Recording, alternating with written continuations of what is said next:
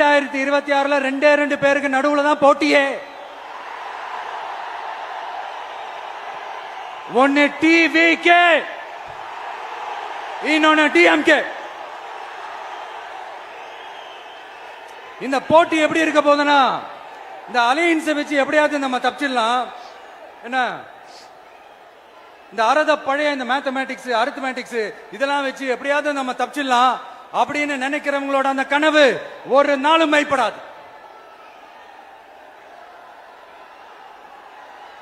சரி, இப்ப நம்ம வேற ஒரு ஏரியாவுக்கு ஒண்ணு வருவோம். எதிர்காலம் வரும், என் கடமை வரும், இந்த கூட்டத்தின் ஆட்டத்தை ஒழிப்பேன்.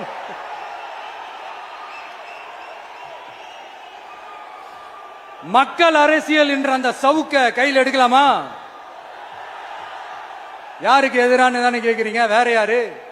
மறைமுக உறவுக்காரர்களான பாசிச பாஜகவும் பாய்சன் திமுகவும் தான்.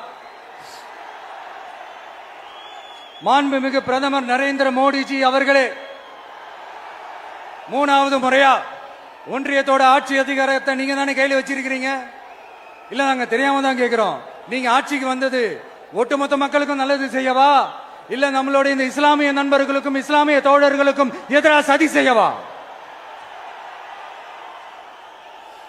மக்களுக்கு உங்ககிட்ட கேட்கறதுக்குன்னு ஏராளமான கேள்விகள் இருக்குது. அதனால அவங்க சார்பா, அவங்கள ஒருத்தனா, அவங்களோட ஒரு உண்மையான ஒரு பிரதிநிதியா உங்ககிட்ட சில கேள்விகள் கேட்கணும். மிஸ்டர் பிரைம் மினிஸ்டர் அவர்களே,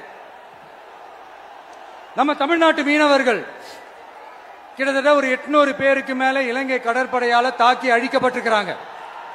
அதை கண்டிக்கிறதுக்காக உங்களை பெருசா எதுவும் செய்ய சொல்லல. சின்னதா ஒண்ணே ஒண்ணு மட்டும் செஞ்சு கொடுங்க. இனிமேலாச்சும் எங்களுடைய மீனவர்கள் பாதுகாப்பா இருக்கிறதுக்காக இந்த கச்சத்தீவை இலங்கை கிட்ட இருந்து மீட்டு கொடுத்துருங்க, அது போதும்.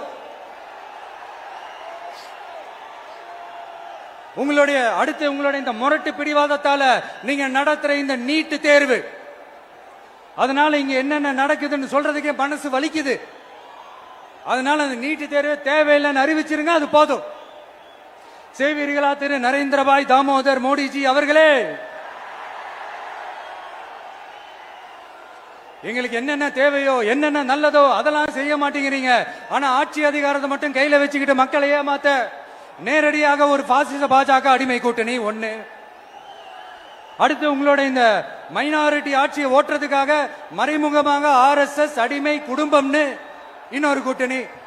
இப்படி மக்கள் சக்தியே இல்லாத இந்த ஊழல் கட்சிகளை மிரட்டி அடிபணிய வச்சு 2029 வரைக்கும் சொகுசு பயணம் போயிடலாம்னு திட்டம் தீட்டி வச்சிருக்கிறீங்க. அதானே ஜி? என்ன ஜி? ஒண்ணு மட்டும் சொல்றேன், தெரிஞ்சுக்கங்க. என்னதான் நீங்க இந்த நேரடி மறைமுக கூட்டணி குட்டிகரணம் போட்டாலும் தாமரை இலையில தண்ணியே ஒட்டாது.